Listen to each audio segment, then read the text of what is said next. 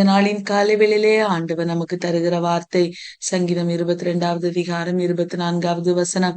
உபத்திரவப்பட்டவனுடைய உபத்திரவத்தை அவர் அற்பமாய் எண்ணாமலும் அருவருக்காமலும் தம்முடைய முகத்தை அவனுக்கு மறைக்காமலும் இருந்து தம்மை நோக்கி அவன் கூப்பிடுகையில் அவனை கேட்டருளினா. அன்பான தெய்வ பிள்ளைகளே, இந்த நாளின் காலை வேளையிலே ஆண்டவர் நம்முடைய உபத்திரவத்தை பார்த்து நமக்கு இறங்குகிற தெய்வமாயிருக்கிறார். அதை தான் அவர் நமக்கு சொல்லுகிறார். பிரியமானவர்களே, அவர் சங்கீதக்காரராகிய தாவீது அந்த 22வது சங்கீதத்திலே ஆண்டவரை பார்த்து ஆண்டுடைய குணாதிசயத்தை குறித்து அவர் அழகாக சொல்லுகிறார். அவர் உபத்திரவப்பட்டவனுடைய உபத்திரவத்தை அற்பமாய் எண்ணாதவர், அருவருக்காதவர், தம்முடைய முகத்தை அவனுக்கு மறைக்காதவர், அவன் தம்மை நோக்கி கூப்பிடும்போது நிச்சயம் கேட்டருளுகிற தேவன் என்று 4 விதமான ஆண்டவருடைய குணாதிசயங்களை குறித்து இந்த வசனத்திலே அழகாக சொல்லுகிறதை பார்க்கிறோம். ஏனென்றால் உபத்திரவம் என்பது தாவீதுக்கு நன்றாக தெரியும். உபத்திரவத்தின் பாதையிலே தாவீது கடந்து சென்றார் என்று நாம் அநேக இடங்களிலே வேதத்திலே வாசிக்கிறோம். பிரியமானவர்களே, இந்த சங்கீதத்திலும் முழுவதுமாய் தாவீது தன்னுடைய பலவீனங்கள், தன்னுடைய உபத்திரவங்கள், தான் படுகிற ஒவ்வொரு காரியங்களையும் குறித்து அந்த சங்கீதம் முழுவதிலும் அவர் தெரியப்படுத்துகிறதை பார்க்கிறோம். ஆகவேதான் அவர் சொல்லுகிறார், உபத்திரவப்பட்டவனுடைய உபத்திரவத்தை அவர் அற்பமாய் எண்ணாதவர், அவர் அருவருக்காதவர், அவன் நிச்சயம் தம்முடைய முகத்தை அவனுக்கு மறைக்காமல் இருந்து அவன் என்னை நோக்கி கூப்பிடும்போது அவன் அவரை நோக்கி கூப்பிடும்போது கேட்பார் என்று சொல்லி தாவீது அழகாக இந்த வார்த்தையை சொல்லுகிறதை பார்க்கிற இந்த காலைவெளியில உபத்திரவத்தின் பாதையில கடந்து செல்கிறீர்களா? இந்த காலைவெளியில ஆண்டவர் நமக்கு தருகிற வார்த்தை, நம்முடைய உபத்திரவத்தை அவர் அற்பமா எண்ணாதவர், அருவருக்காதவர், தம்முடைய முகத்தை நமக்கு மறைக்காதவர்.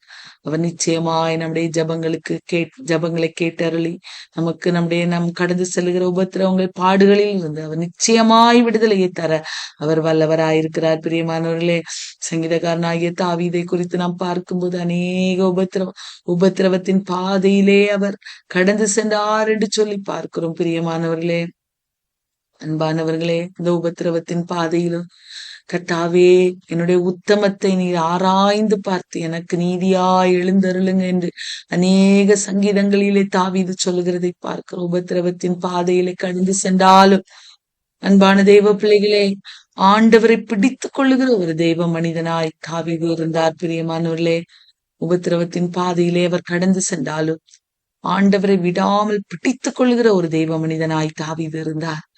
ஆகவே கர்த்தர் அவனை கைவிடவே இல்லை. அன்பான தெய்வ பிள்ளைகளே, கர்த்தர் தாவீதை ஒருபோதும் கைவிடவில்லை. பிரியமானவர்களே, எவ்வளவு பாதையின் கடினமான பாதையின் வழியா அவர் கடந்து சென்றாலும் அவருடைய முகத்தை அவனுக்கு மறைக்காமல் இருந்து அவனுடைய விண்ணப்பங்களுக்கெல்லாம் அவர் செவி சாய்க்கிற தெய்வமாயிருந்தார். பிரியமானவர்களே, இந்த காலை வேளையிலே உபத்திரவத்தின் பாதையிலே நீங்கள் கடந்து செல்கிறவர்களாயிருந்தாலும் உங்களுடைய வாழ்விலே ஆண்டவர் நிச்சயமாய் உங்களுடைய உபத்திரவத்தின் பாதைகளை மாற்ற அவர் வல்லவராயிருக்கிறார். இந்த உபத்திரவத்தின் பாதையிலே ஆண்டவருக்கு பிரியமான பிள்ளைகளாய், அவருடைய சித்தத்தை செய்கிற பிள்ளைகளாய் நாம் வாழ வேண்டும்.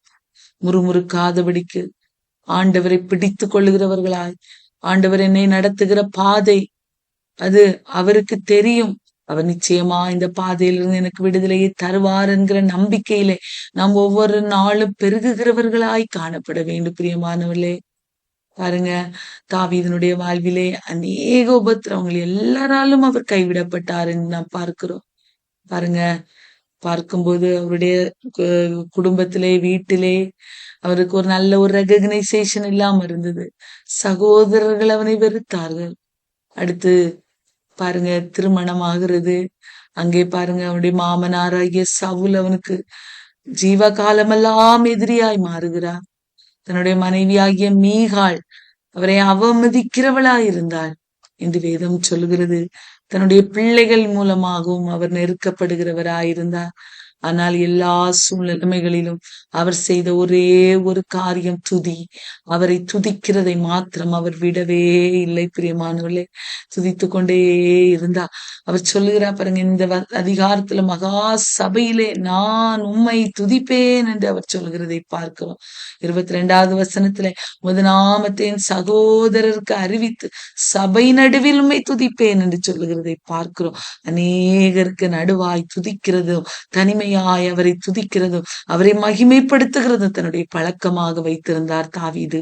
இந்த காலை வேளையிலே நம்முடைய உபத்திரவத்தின் பாதையிலே ஆண்டவரை துதிக்கிறவர்களாய் இருக்கிறோமா? ஆண்டவரை அதிகமாய் மகிமைப்படுத்துறவர்களாய் இருக்கிறோமா? இந்த காலை வேளையில சிந்தித்து பார்க்க வேண்டும். பிரியமானவர்களே, ஒருவேளை உபத்திரவத்தின் பாதையிலே சோர்ந்து போயிருக்கிறீங்களா? இந்த காலை வேளையில ஆண்டவர் சொல்கிறார், சோர்ந்து போகாதே. உபத்திரவப்படுகிறோண்ட உபத்திரவத்தை நான் நிச்சயமாய் மாற்றியவனுக்கு விடுதலையை கொடுப்பேன் என்று அவர் வாக்கு கொடுக்கிறார். ஏனென்றால் நம்முடைய இயேசப்பா வந்த உலகத்திலே உபத்திரவங்களின் வழியாய் அவர் கடந்து சென்றார். அன்பானவர்களே, பவுல் கூட தன்னுடைய விசுவாசிகளுக்கு சொல்லும் போது, இப்படியாய் அநேக உபத்திரவங்களின் வழியாய்தான் நாம் பரலோக ராஜ்யத்துக்குள்ளாய் பிரவேசிக்க முடியும் என்று அவர் சொல்லிக் கொடுக்கிறதை பார்க்கிறோம். இயேசு கிறிஸ்து இந்த உலகத்திலே வாழ்ந்த போது அநேக பாடுகளை சகித்தார்.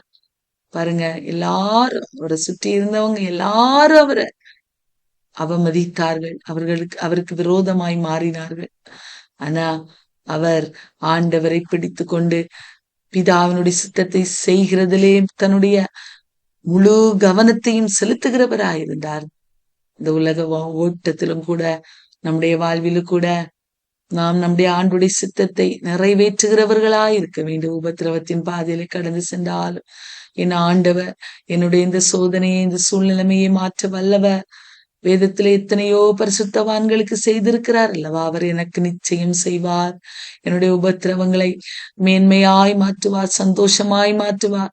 எனக்கு செவி கொடுத்து என்னுடைய அழுகையின் கண்ணீரை மாற்றுவார் என்று சொல்லி நாம் அவர் மேல நம்முடைய நம்பிக்கை இந்த காலை வேளையில பலப்படுத்துவோம். அவரை அதிகமாய் துதிப்போம். அவரை மகிமைப்படுத்த பிசாசு வெட்கப்பட்டு அவன் தலை குனிந்தவனாய் செத்த முகமாய் அவன் திரும்பி போவான். அவன் தருகிற உபத்திரவங்கள், நம்முடைய வாழ்வில் ஏற்படுகிற உபத்திரவங்களையே நினைத்து நினைத்து சோர்ந்து போகாதபடிக்கு அதை மேற்கொண்டு ஜெயம் எடுக்கக்கூடிய பலனை நாம் ஆண்டவரிடத்துல கேட்டு பெற்றுக்கொள்ளணும். பவுல் சொல்லுகிறார், என் சரீரத்துல ஒரு முள் கொடுக்கப்பட்டிருக்கிறது, இந்த முள் என்னை விட்டு நீங்கும்படி நான் ஆண்டவரிடத்துல கேட்டேன். ஆண்டவர் சொன்னார், என் கிருபை உனக்கு போதும், உன்னுடைய பலவீனத்திலே என்னுடைய பலன் உனக்கு பூரணமாய் விளங்கும் என்று வார்த்தையை கொடுத்தார். உபத்திரவத்தின் பாதையிலே கர்த்தருடைய பலன் பூரணமாய் விளங்க வேண்டும். பிரியமானவர்களே, அவருடைய கிருபை நம்மை தாங்க வேண்டும். அதற்காக நாம் ஆண்டவரிடத்துல கேட்கணும், ஆண்டவரே என்னுடைய இந்த உபத்திரவத்தின் பாதையிலே உங்களுடைய கிருபை எனக்கு தாருங்கப்பா, உங்களுடைய பலத்தை எனக்கு தாருங்கப்பா என்று சொல்லி நாம் கேட்கும் போது ஆண்டவர் நிச்சயமாய் நம்முடைய வாழ்விலே அற்புதங்களை செய்ய வல்லவர். அவர் நம்முடைய உபத்திரவத்தை அற்பமாய் எண்ணாதவர், அருவருக்காதவர், அவருடைய முகத்தை மறைக்காதவர். அவர் நாம் அவரை நோக்கி கூப்பிடும் போது அதற்காக நிச்சயம் கேட்கிறவர். ஆகவே நம்முடைய உபத்திரவத்தின் பாதையிலே அவரை தேடுவோம், அவரை பிடித்துக் கொள்வோம். அவர் நிச்சயமாய் அதிலிருந்து ஒரு ஜெயத்தை தந்து நம்மை நடத்த அவர் வல்லவராயிருக்கிறார்.